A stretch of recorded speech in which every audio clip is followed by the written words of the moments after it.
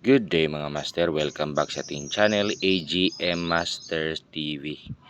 So for today's video mga master, so magbibigay lang ako ng tips at idea sa ating mga minivan DA60, DA17V at DA17W So ang ating setup kasi sa ating secondary gearbox is labas lahat. So ito yung usapang rack end natin, So ating steering. Meron siya ditong torque sensor. So dito, pag napapasukan to ng tubig,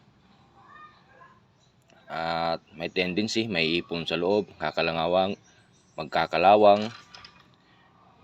lalabas yung power steering indicator sa ating mga panel gauge. Titigas yung ating steering. Kaya dapat iwasan natin tong ng tubig. So actually ito yung cover niya, original cover niya. So yung original cover niya, may tendency pa rin po na mapapasukan siya ng tubig.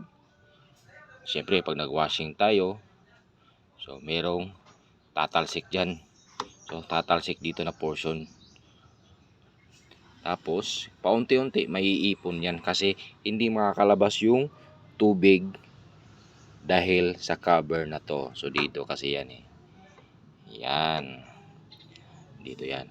So papasukin siya ng tubig, kakalawangin sa loob. Tsaka katagalan, titigas na yung steering natin.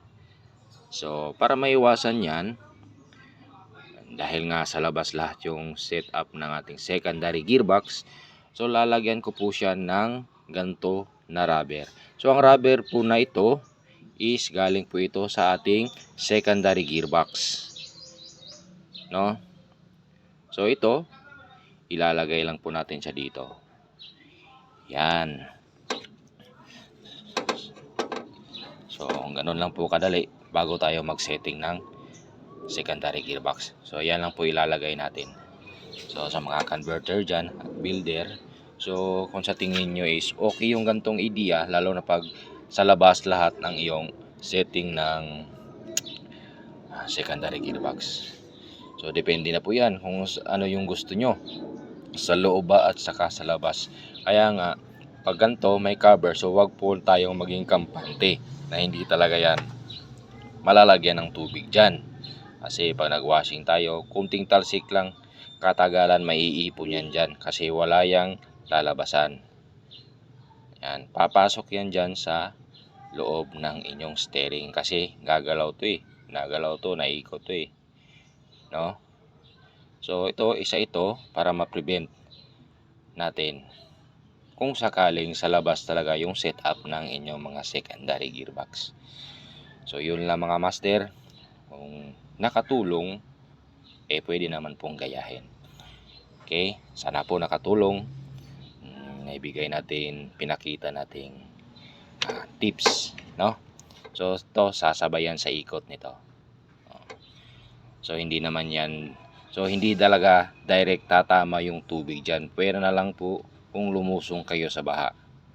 Meron namang bumper dito, merong cover naman dyan. Tsaka dito naman yung drainage ng aircon natin. Meron dito, tsaka ang yuba dito.